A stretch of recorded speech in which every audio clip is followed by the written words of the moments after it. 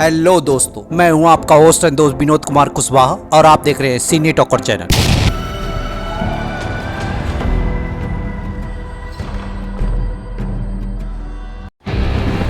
20 साल हमने उन्हें ढूंढा और फिर से खो दिया।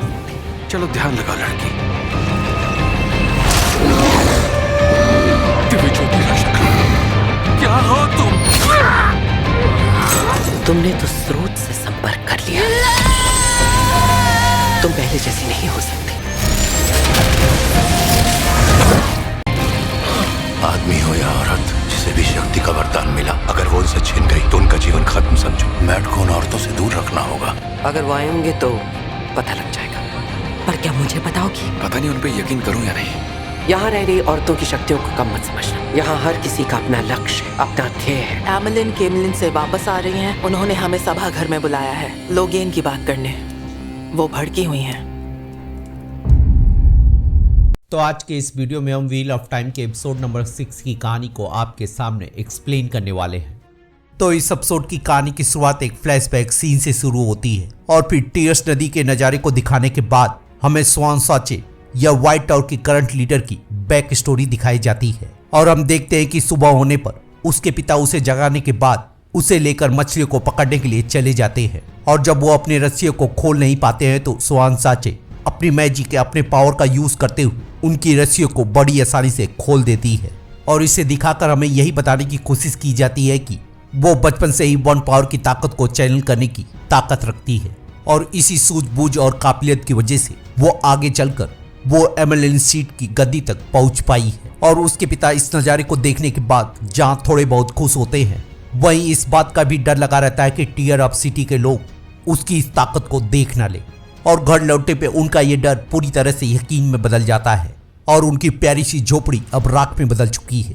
और साथ ही साथ साइडिन का निशान लगाने के साथ ही उन्हें यह भी पता चल जाता है कि गांव के लोग स्वान साचे के बारे में जान चुके हैं और इसी वजह से स्वान साचे के पिता इस बात को अच्छी तरह से जान जाते हैं कि उसकी ये बेटी अब सुरक्षित नहीं है और फिर अपनी बेटी को तैयार करके व्हाइट टावर की जर्नी के लिए या उसकी ट्रेनिंग के लिए भेज देते हैं। और व्हाइट टावर में अपनी ट्रेनिंग को कंप्लीट करने के बाद स्वान साचे ने ब्लू आशा की टीम को ज्वाइन किया था और बहुत सालों तक ऐसे डाई रहने के बाद अब स्वान साचे वहां की लीडर या एमएलएन सीट बन चुकी है। और कहानी पास से प्रेजेंट में आते हुए हमें दिखाती है कि स्वान ने लोगेन अब्लार की सुनवाई के लिए सभी आइसडाई ग्रुप के लीडरों की एक सभा बुलाई है और उन्हें देखकर हमें पता चलता है कि सभी आइसडाई ग्रुप में 3 लीडर होते हैं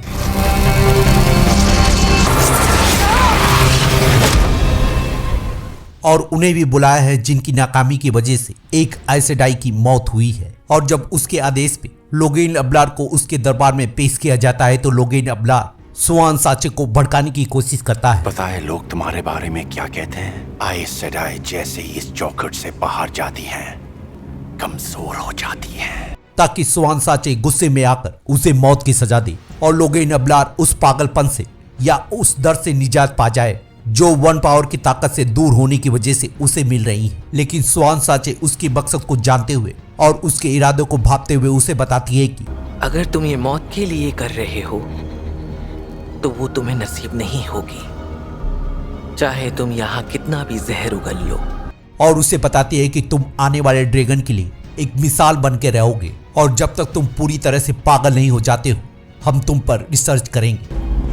मुझे मार दो। और फिर उसको भेजने के बाद उसका सारा ध्यान तीनों पे जाता है और हमें यहाँ पता चलता है कि एमएलएन सीट ने उन्हें लोगेन अब्लार को सही सलामत यहाँ पर पकड़ कर लाने की ड्यूटी दी थी, लेकिन वो तीनों इस काम में पूरी तरह से नाकाम रहे हैं और इसी वजह से स्वान को लगता है कि उन तीनों ने एमएलएन सीट के स्थान में गुस्ताखी की है और इसी वजह से इन तीनों की यहाँ पे क्लास लगने वाली है। और लियांड्रिन अपनी सफाई देते हुए उसे बताती है कि उसे जेंटल करने या उसके पावर को खत्म करने का डिसीजन सिर्फ उसका था और अगर करेना के मरने के बाद लोगेन की शक्तियों को नहीं छीना जाता तो वो धीरे धीरे करके सभी बहनों को मार डालता और उसकी ताकत को देखते हुए हमें यहाँ पे लाने के लिए उसकी शक्तियों को छीनना पड़ा।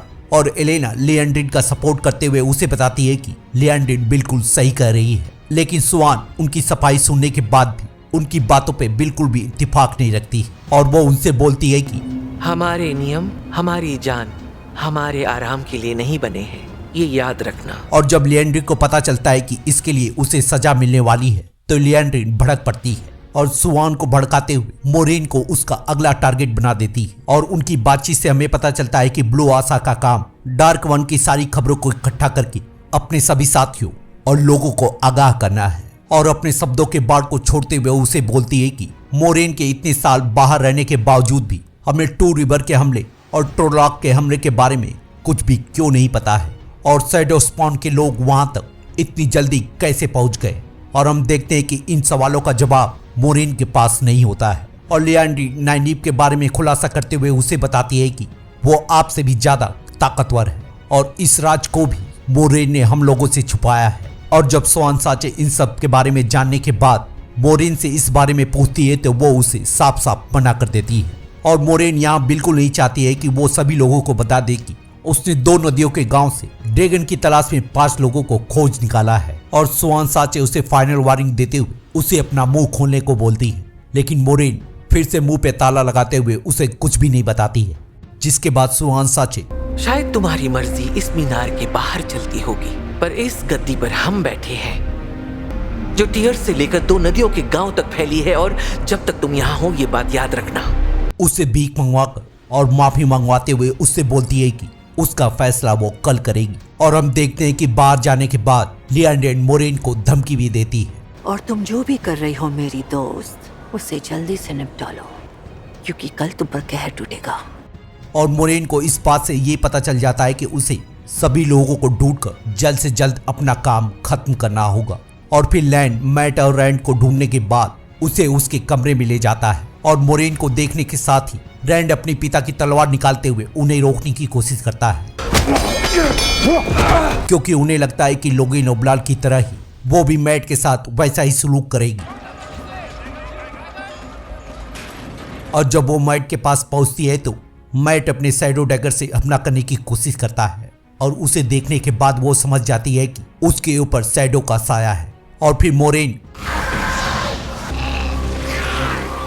उसके अंदर से परछाई को निकालते हुए अपने अंदर लेने के बाद उसे उस ड्रैगन में वापस डाल देती है। और जब रैंड उसके पास आकर उसका शुक्रिया करता है तो वो उसे बताती है कि तुम चारों के लिए मैं कुछ भी कर सकती हूँ। से यहाँ पता चलता है कि मैट 1 पावर की ताकत को चैनल नहीं कर सकता है, लेकिन 1 पावर की ताकत की होने की वजह से वो अभी भी जिंदा है। और अगर वो फिर से शैडो या उस डैगर के संपर्क में आता है तो उसे पागल होने से कोई भी बचा नहीं सकता है। और जब वहाँ पे नाइनीव आती है तो वो उसे एडवाइस देते हुए बोलती है कि अगर तुम अपने आप को एक विदुषी कहती हो तो बुद्धि का भी इस्तेमाल करो। और फिर ब्लू आशा की माइकन से बातचीत करते हुए और उसके गुस्सेल स्वभाव को देखते हुए वो उसकी फील्ड ड्यूटी कैंसिल कर देती है। और उसे ये भी बताती है कि उसे यहीं पे रुककर अपने काम को करना होगा। और उनकी बातचीत से हमें ये भी पता चलता है कि मोरेन ने उसे भी अपने राज के बारे में नहीं बताया है। और मोरेन येलो आशा की मदद से इग्वेन और पेरिन को भी ढूंढ निकालती है। और उनसे मिलते हुए हमें पता चलता है कि पेरिन अपने जख्मों का इलाज कराते हुए सो रहा है। और इग्वेन से बातचीत करते हुए वो उसे बताती है कि वो 1 पावर का यूज करते हुए वो व्हाइट क्लॉक या पितामहधारी के हमलों से बचते हुए यहाँ तक पहुंचे हैं। और इग्वेन मारी गई सारी बहनों की अंगूठियों को देते हुए उसे बताती है कि अब कभी भी चाइल्ड वाल्डा उनकी बहनों को परेशान नहीं करेगा। और जब इग्वेन पेरिन की शक्तियों को उजागर करते हुए उसे बताती है कि पेरिन भेड़ियों को कंट्रोल कर सकता है तो मोरेन उसे समझाते हुए या उसे वार्निंग देते हुए बताती है कि बाहर कुछ मत कहना, शहर में ऐसे बहुत लोग हैं यहाँ तक कि आइस सेडाई भी जोर से नुकसान पहुंचा सकती है। और इस चीज को राज रखने को कहकर वहां से चली जाती है। और फिर अपने कमरे में पहुंचकर अपने बंधन या मास्किंग पावर को उतार देती है ताकि लैंड उसके बारे में कुछ भी जान ना पाए। लेकिन हमें उनकी बातचीत से पता चल जाता है कि लैंड पूरी तरह से जानता है कि वो अपने बंधन को निकालकर किससे मिलने जा रही है। और फिर लैंड के जाने के बाद अपने कमरे में लगे हुए हिडन पोर्टल से स्वान साचे के कमरे तक पहुंच जाती है। और फिर हमें पता चलता है कि दोनों एक दूसरे से प्यार करते हैं। और थोड़ी बहुत प्यार भरी बातचीत और प्यार भरे पल बिताने के बाद सीधे मुद्दे पे आते हुए वो उसे बताती है कि उसने ड्रैगन को खोज निकाला है। और जब स्वान साचे नाइनीव को ड्रैगन रिबॉर्न कहती है तो वो उसे बताती है कि प्रोफेसी के हिसाब से नाइनीव की उम्र मेल नहीं खाती है। और मोरेन अपने डाउट को क्लियर करते हुए उसे बताती है कि सभी 5 की ताकत देखने के बाद उसे लगता है कि वो 5 के 5 ड्रैगन रिबॉर्न हो सकते हैं। और उसे ये भी बताती है कि ये थ्योरी भी पूरी तरह से प्रोफेसी के खिलाफ है। और इस बात को सुनने के बाद स्वान साचे समझ जाती है कि अगर इस बारे में किसी को भी पता चला तो आइस सेडाई के लोग उन दोनों को वन पावर की ताकत से बेदखल कर देंगे। लेकिन मोरेन उसे समझाते हुए बोलती है कि उसे इस बारे में पूरी तरह से भरोसा है और स्वान साचे अपने राज को खोलते हुए उसे बताती है कि पिछले कुछ दिनों से डार्क वन और आई ऑफ वर्ल्ड के गहरे सपने आ रहे हैं और अगर आई ऑफ वर्ल्ड के बारे में बात करें तो वो एक ऐसी जगह है जहाँ पे डार्क वन ने पिछले ड्रैगन को कैद करके रखा था। और स्वान अपने सपने के बारे में बताते हुए उसे बताती है कि उसने उस सपने में देखा कि डार्क वन बहुत ज्यादा कमजोर हो चुका है, लेकिन धीरे धीरे उसकी पावर बढ़ती जा रही है और वो उसे बताती है कि यही एक मौका है जब हम डार्क वन को पूरी तरह से खत्म कर सकते हैं। और स्वान साचे ये चाहती है कि वो पांचों ड्रैगन को लेकर वहां पे उससे लड़ने के लिए चली जाए और अगर मोरेन ऐसा करती है तो उन पांचों ड्रैगन संभावितों में से कोई एक ही जिंदा बच पाएगा। और फिर दोनों इस बात पे सहमत होते हैं कि मोरेन उन पांचों को ले जाकर उस ड्रैगन से लड़ेगी और स्वान साचे कल मोरेन को सजा देते हुए उसे व्हाइट टावर या इस शहर से निष्कासित कर देगी। और सुबह होने पर जब मोरेन और लेन वहां जाने का प्लान बना रहे होते हैं तो लिएंड्रिन उन्हें ब्लैकमेल करने की कोशिश करती है और वो उसे बताती है कि वो पांचों लड़कों के बारे में अच्छी तरह से जानती है और वो सारी सच्चाई एमेलिन सीट के सामने रख देगी, जिस पर मोरेन का पारा गर्म हो जाता है और अपने तरकस से तीर निकालते हुए उससे बोलती है कि उत्तर में तुम किस आदमी से मिलती हो मुझे पता है, यहाँ से चली जाओ और कभी मुंह मत खोलना। और इस धमकी को सुनने के बाद लिएंड्रिन की सारी हेकड़ी बाहर आ जाती है और हम जानते हैं कि रेड सेडाई के लोग कभी भी मर्दों से किसी भी प्रकार का कोई भी संबंध नहीं बनाते हैं। और फिर लिएंड्रिन का दिमाग ठिकाने लगाने के बाद वो दोनों लेयाल से मिलने के लिए चले जाते हैं और उनकी बातचीत से हमें पता चलता है कि लेयाल टॉरबिलान से निकलने में उनकी मदद करेगा। और फिर मोरेन सुनवाई से पहले एग्विन और नाइनीब को स्वान साचे से मिलवाती है और नाइनीब के हाजिर जवाबी या एटीट्यूड को देखकर मतलब आपका स्तर बहुत बदतर है। बहुत ज्यादा ही इम्प्रेस होती है। और इसी बातचीत के दौरान एग्विन को पता चलता है कि नाइनीब भी वन पावर को चैनल कर सकती है और वो स्वान साचे से भी ज्यादा ताकत रखती है। और इस चीज को जानने के बाद एग्विन कुछ ज्यादा खुश नहीं होती है और स्वान साचे उन दोनों से बातचीत करते हुए उन्हें बताती है कि तुम अब चाह कर भी अपनी नॉर्मल लाइफ में लौट नहीं सकती हो, क्योंकि अब तुम्हारे हाथों कुछ ऐसे काम होने वाले हैं जिन पे तुम्हारा भी बस नहीं है और हमारी सारी किस्मत और नियति तुम्हारे फैसलों पे टिकी हुई है। और जब नाइनीब स्वान साचे पे भड़क कर मुझे समझने का दिखावा मत कीजिए, हमें इन सब में पढ़ने का शौक नहीं है, चलो। लगती है तो स्वान साचे उसे रोक कर बोलती है कि समय का पहिया ये नहीं देखता है कि तुम जवान हो या डरपोक हो और तुम्हारी इच्छा से भी उसको कोई फर्क नहीं पड़ता है और यही अब समय की पुकार है। तुम चाहे इसे मानो या ना मानो, क्योंकि हमारे सर पे युद्ध का खतरा मंडरा रहा है और तुम चाहो या ना चाहो तुम्हें मोरेन पे भरोसा करना होगा। और फिर मोरेन से अंतिम विदाई लेते हुए स्वान साचे एग्जाइल के रिचुअल को या बाहर निकालने की प्रथा को कंप्लीट करते हुए उसे टॉरबिलान से बाहर निकाल देती है। और इस रिचुअल के पहले हमें पता चलता है कि जब तक स्वान साचे या एमेलिन सीट पे बैठने वाली कोई एस सेडाई उसे यहाँ पे नहीं बुलाती है तब तक मोरेन व्हाइट टावर में कदम नहीं रख सकती है।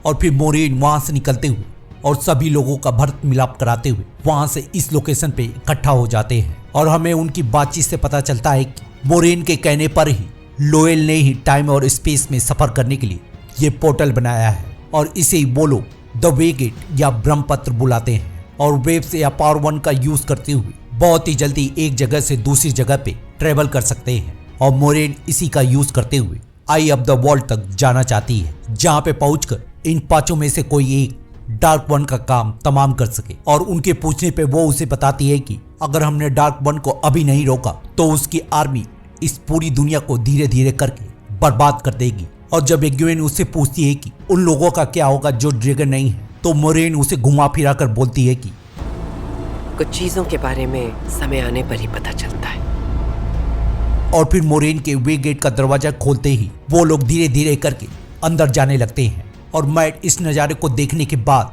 और मोरेन की बातों पे विश्वास न करते हुए अपने यहाँ से एक कदम भी आगे नहीं बढ़ाता है और उनके लाख बुलाने के बाद भी वो वहां से टस से मस नहीं होता है। और इस नज़ारे के साथ ही पोर्टल क्लोज हो जाता है।